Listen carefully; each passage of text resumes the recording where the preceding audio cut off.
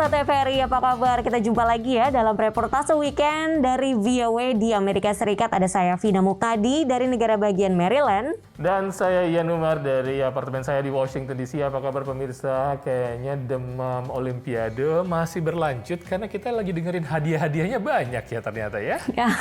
Ngiler ya. Dari Indonesia itu ternyata bisa dikatakan salah satu yang dapat hadiah cukup tinggi. Misalnya medali emas itu dapat bonus 5 miliar rupiah. Sedangkan kalau atlet Amerika dapat medali emas cuma, tanda kutip cuma 500 juta rupiah. Tapi yang membanggakan itu adalah atlet dari Filipina yang pertama kali memberikan hadiah ataupun juga medali emas. Dan dia katanya mendapatkan banyak sekali hadiah, bahkan lebih dari kayak belasan miliar. Dan juga dikasih rumah, dikasih langganan beberapa restoran yang gratis. Waduh, macam-macam deh pokoknya hadiahnya. Senang Aku sekali juga ya. mau makan sepuasnya ya. Seru sekali Olimpiade dan mudah-mudahan ini membangkitkan semangat kita di masa pandemi ini. Dan tentunya reportase weekend akan memberikan liputan menarik bagi Anda semua. Francis Carell memutuskan berhenti dari SMA untuk mengejar karir di dunia musik. Setelah akun medsosnya di-follow beberapa musisi terkenal Amerika, Francis kini telah merilis 2 single di Los Angeles. Pusat Pengendalian Penyakit Amerika atau CDC memperkirakan varian Delta semakin mendominasi kasus baru COVID-19 di Amerika. Seven Oaks Lavender Farm, kebun bunga lavender di Virginia yang sejak musim semi dan awal musim panas dikunjungi banyak orang untuk memetik lavender yang harum sekaligus berpiknik.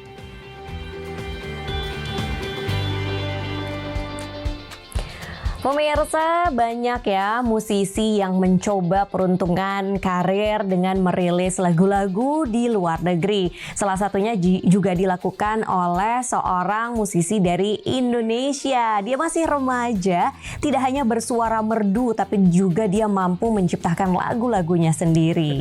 Semenjak kecil, Francis Carell memang sudah mencintai musik. Bahkan dia memutuskan untuk keluar dari SMA dan memilih melanjutkan sekolah di Amerika. Dan akhirnya ternyata kesempatan untuk merilis ini disangkanya masih cukup lama, tapi sudah ada di depan mata setelah beberapa musisi terkenal di Amerika follow ataupun juga mengikuti akun sosial media dari Francis Carell ini. Dan akhirnya 2 single dirilis oleh Francis Carell.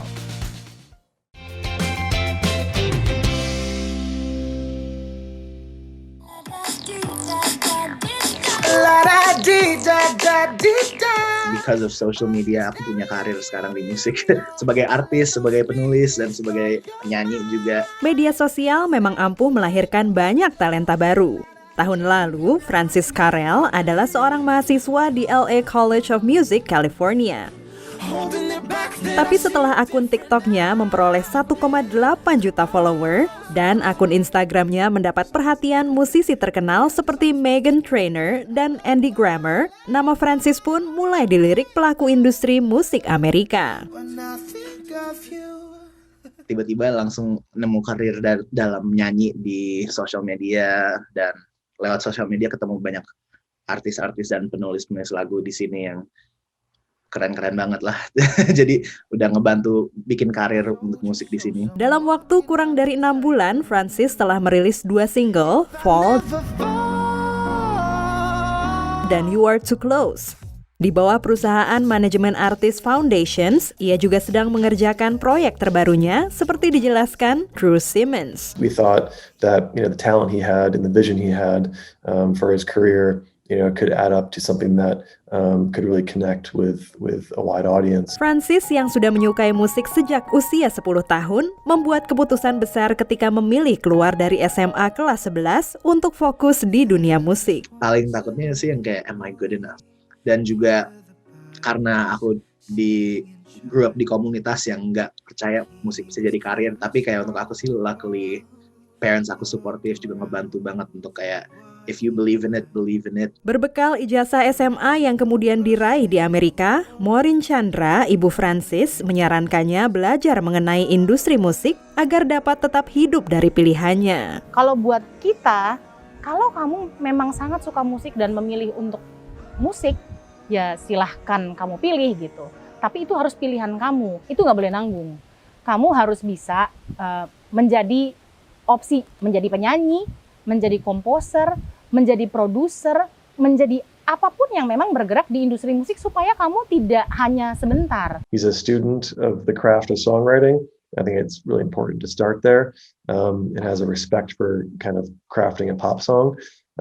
And getting him the best resources possible to keep doing this. Walau telah meraih popularitas melalui media sosial, Francis tak berhenti bekerja keras. Menulis lagu menjadi pekerjaannya setiap hari dan sudah menciptakan lebih dari 200 lagu. Untuk aku sih yang paling penting harus tertib sih. Mindsetnya itu yang kayak I want to do this as a career. Jadi untuk aku sih mulai tertib aja kayak. Apalagi dengan kompetisi yang diciptakan media sosial yang terus melahirkan musisi-musisi baru. I think his social media growth has been very quick, and so I don't see that stopping anytime soon. And now it's just about finding an audience. Francis akan terus berkarya untuk memperoleh perhatian penikmat musik lebih luas, termasuk di tanah air. Dari Washington DC, Dania Iman, Nia Iman Santoso, VOA.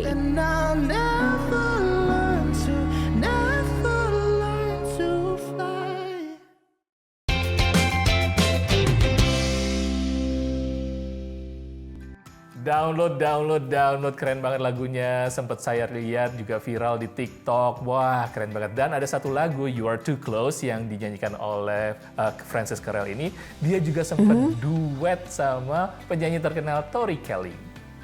Wah, hebat ya si Francis ini. Saya lihat ya, musisi Meghan Trainor juga memujinya.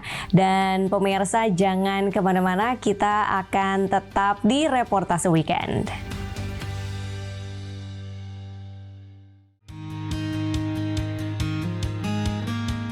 Pemirsa, Anda masih bersama Reportase Weekend. Seperti juga di Indonesia dan di Amerika, kita juga sedang menghadapi pandemi yang namanya varian Delta dan juga isu vaksinasi untuk anak-anak di bawah usia 12 tahun. Nah, memang belum secara official, jadi orang tua cukup khawatir sekarang apakah sudah bisa memvaksin anak-anak di bawah 12 tahun.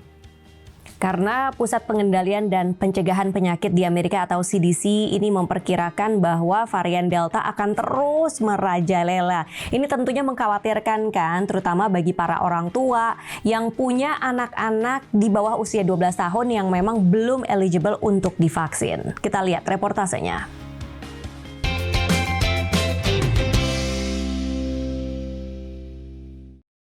Di Indianapolis, negara bagian Indiana, varian Delta virus corona yang kini ditemui di praktis seluruh Amerika Serikat menyebabkan kecemasan tersendiri, termasuk bagi ibu seorang balita yang putranya seharian berada di tempat penitipan anak. We try to ask everyone that we're around in person, if they've been vaccinated and if they've been sick lately, if they've been tested. Varian Delta terutama menjadi ancaman bagi kaum muda yang belum tervaksinasi dan menciptakan lonjakan kasus positif COVID di negara bagian tak terlalu jauh dari Indiana, Missouri. I feel like a lot of people, even as daycare, seems to not really acknowledge the variant yet, that it's here or an issue, but it's here, it's in Indiana. The talk of the new variant it's pretty scary, especially because he's in that age group that just can't be vaccinated yet. Kecemasan serupa dirasakan orang tua siswa sekolah, meski awal tahun ajaran baru masih beberapa bulan lagi. I am slightly concerned about my kids going back without masks or being around classmates without masks.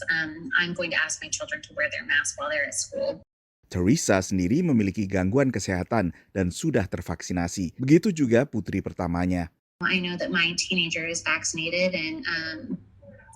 but my small children aren't, obviously. And so, what are they going to bring home to their grandparents or to me? Pada saat yang sama, ia memahami pentingnya kegiatan belajar kembali berlangsung secara tatap muka.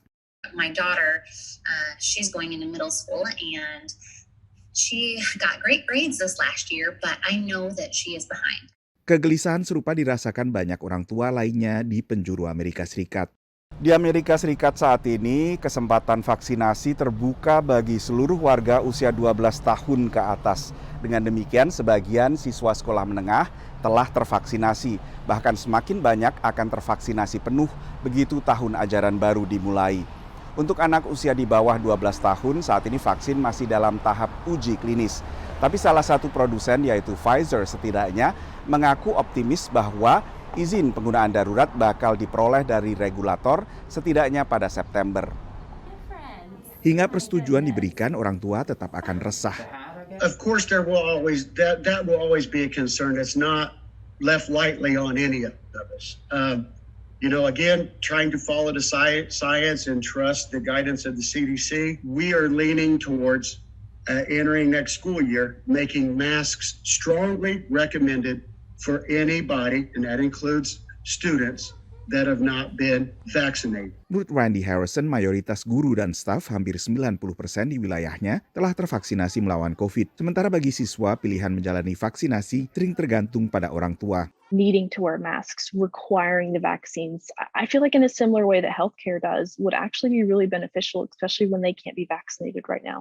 We want to go back to normal life, but we've got to be careful or else we're going to go right back on lockdown. Orang tua maupun pengajar kini menanti perkembangan selanjutnya terkait varian Delta. Apakah akan teratasi seperti COVID secara umum di Amerika atau memicu lonjakan kasus pada libur musim panas saat ini?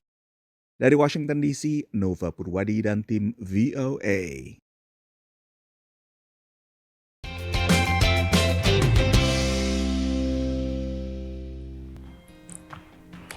Itu benar-benar mencerminkan keresahan saya ya sebagai orang tua yang punya anak usia sekolah yang pada akhir Agustus ini sudah harus kembali lagi bersekolah in person. Tapi CDC sih sudah memberikan panduan baru yang mengharuskan orang-orang termasuk anak-anak sekolah dan guru-guru mereka untuk pakai masker selama di dalam kelas. Sebaiknya memang harusnya seperti itu ya, tapi sejalan dengan informasi tadi, pusat-pusat kota mulai berbuka kembali dan salah satunya mungkin rumah ibadah yang bisa kita ketahui bahwa ada sebuah rumah ibadah bagi umat muslim di tengah kota Washington DC yang sudah mulai membuka kembali, namun mereka tidak 100%.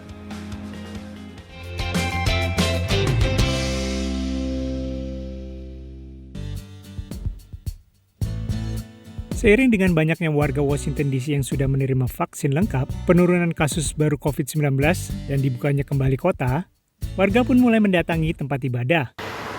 Ya, kota Washington DC sudah dibuka 100%, tempat-tempat umum sudah dibuka, begitu juga masjid ini sudah buka 100% dan saat ini kita akan melaksanakan sholat Jumat. Ayo kita lihat ke dalam. Walaupun saat ini masjid di Islamic Center DC hanya dibuka untuk melaksanakan ibadah sholat Jumat, jemaah yang datang menyambutnya dengan gembira dan antusias. Alhamdulillah ya, excited banget ya kita di sini. Kita udah buka dan hari ini hari pertama kali buka. Setelah 1 tahun lebih kita tutup, tapi juga ada beberapa masjid lainnya yang buka dan mereka tetap ngikutin protokol. Kalau kita sudah vaksin, insya Allah kita merasa akan lebih tenang. Dan yang penting tetap harus pakai masker dan bawa sajadah sendiri. Di Islamic Center DC diresmikan pada tahun 1957 oleh Presiden Amerika Serikat Dwight Eisenhower. Terletak di kawasan kantor kedutaan besar yang disebut Embassy Row di Jalan Massachusetts Avenue. Banyak pegawai kedutaan negara Muslim yang melaksanakan sholat di masjid ini. Alhamdulillah, saya berada di sini sudah setahun lebih. Kita dapat merasakan sesuatu yang seperti inilah. Masjid pun sudah dibuka kebanyakannya. Jadi kami pun sudah dapat menjalani kehidupan seperti macam normal, walaupun ada lagi kekangannya, tapi alhamdulillah setakat ini kami bersyukurlah dengan apa yang berlaku di DC setakat ini. Warga luar kota yang sedang berkunjung ke Washington DC pun juga merasa gembira. We're so excited to be in the masjid. We didn't know it's the first day that's reopened. So the Islamic Center of Washington DC. So we're just really happy and excited that everything is back to normal.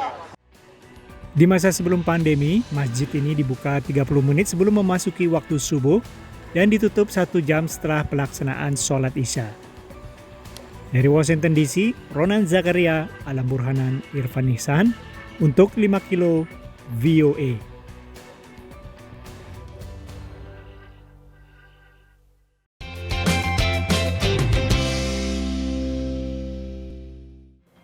Alhamdulillah, walaupun begitu itu adalah tanda-tanda baik, mulai sudah dibuka walaupun untuk sholat Jumat, tapi waktunya masih terbatas.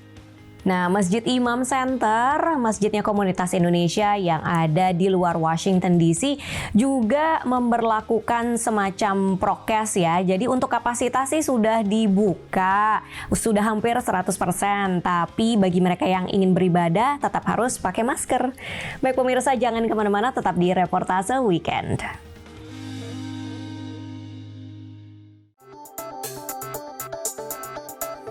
Hey pemirsa, Anda masih bersama Reportase Weekend. Kalau cuaca lagi enak-enaknya pemirsa, saya paling seneng beraktivitas keluar ruangan karena kan itu yang bisa dikatakan paling aman ya selama pandemi ini. Apalagi di Amerika banyak taman nasional. Kadang-kadang juga suka cari kebun-kebun gitu sih. Nah di sini ada kebun lavender loh dekat sini. Ian udah pernah coba belum? Belum pernah, tapi wisata alam di Amerika memang semakin meningkat di masa pandemi ini. Dan kebun yang disebutkan oleh Vina tadi adalah kebun Seven Oaks Lavender Farm. Tidak hanya bisa memetik bunga-bunga lavender yang harum, ternyata pengunjung juga bisa berpiknik di area kebun tersebut.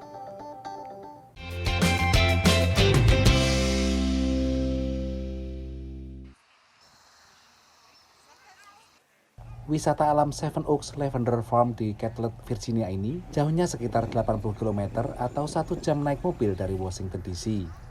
Di awal musim panas, bunga-bunga lavender bermekaran dan siap dipetik. We give people scissors and baskets.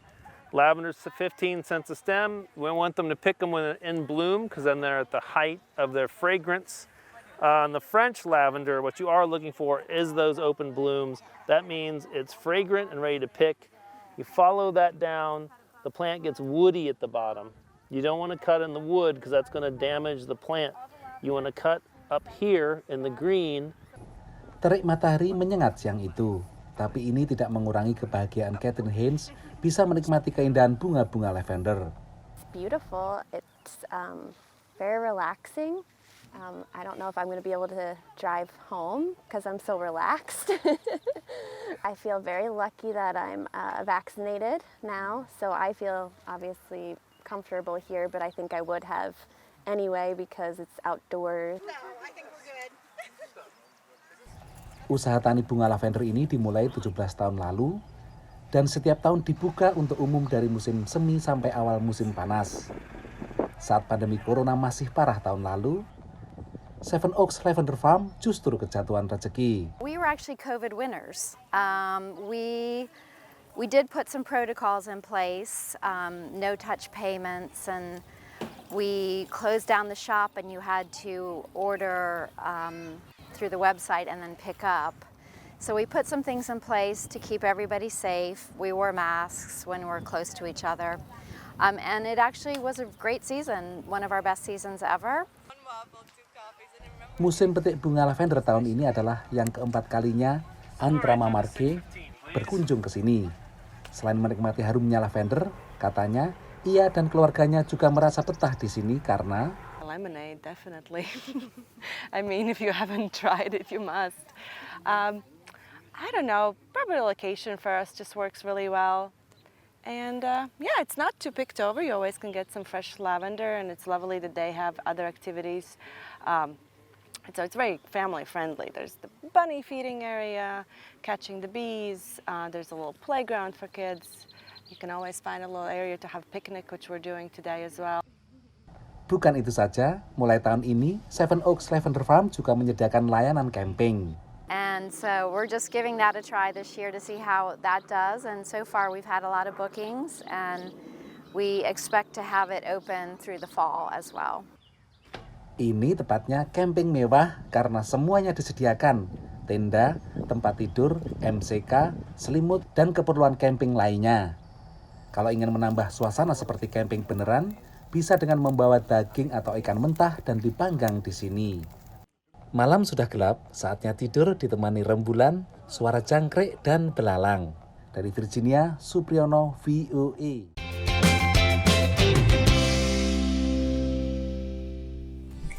Wah, petik bunga lavender, cantik, terus harum, udah gitu glamping ya kan, alias glamorous camping. Camping yang nggak bikin repot pemirsa karena udah ada kamar mandinya. Apalagi mungkin ada AC-nya juga di dalam atau kipas angin. Pokoknya nyaman lah ya. Iya, sudah ada toiletnya, sudah ada showernya, semuanya udah aman. Nah, tapi kalau misalnya pemirsa pengen liputan atau pengen ngelihat sesuatu yang lain ya, kita lihat liputan berikut ini karena menarik, bisa juga melakukan kegiatan outdoor di Amerika. Ternyata kemana? Mengunjungi tempat-tempat yang ada mural atau lukisan-lukisan yang di tengah-tengah kota, di dinding-dinding di berbagai gedung-gedung. Menarik sekali untuk dilihat.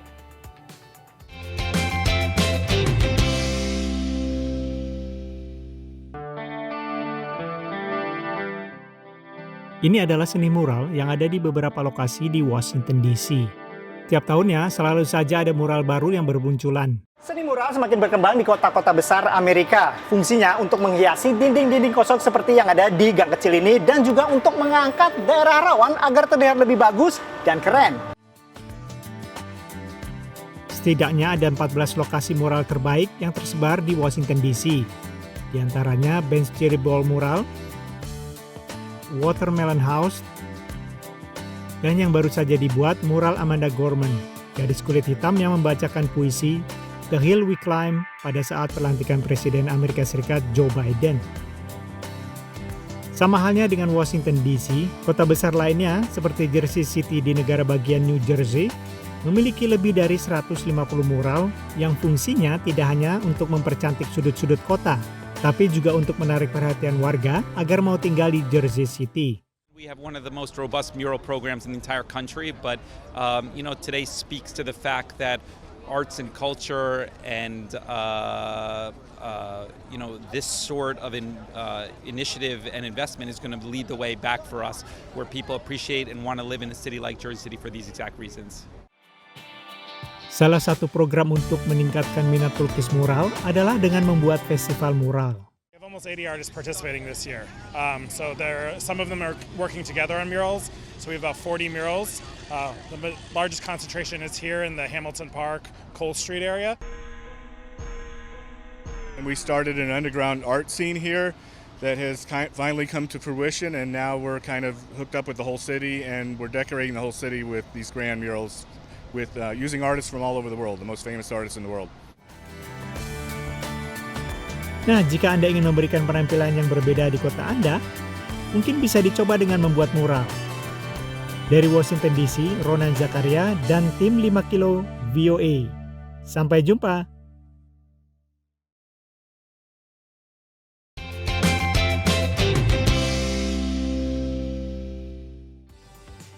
Senang sekali melihatnya warna-warni lukisan dan memberikan kesempatan kepada para artis untuk membuat karyanya, karya mural-mural ini. Wah, saya jadi ingat nih sama Kampung Pelangi yang ada di Semarang, ya kan, rumah-rumahnya, lingkungan sekitar banyak sekali dihias dengan aneka warna-warni. Jadi pengen ke sana suatu hari nanti. Oke pemirsa, sekian dulu reportase weekend kita untuk kali ini. Semoga menginspirasi dan bermanfaat. Saya Vina Muptadi dari negara bagian Maryland. Dan saya Ian Umar dari apartemen saya di Washington DC. Saksikan terus reportase weekend hanya di TVRI Media Pemersatu Bangsa. Bye-bye.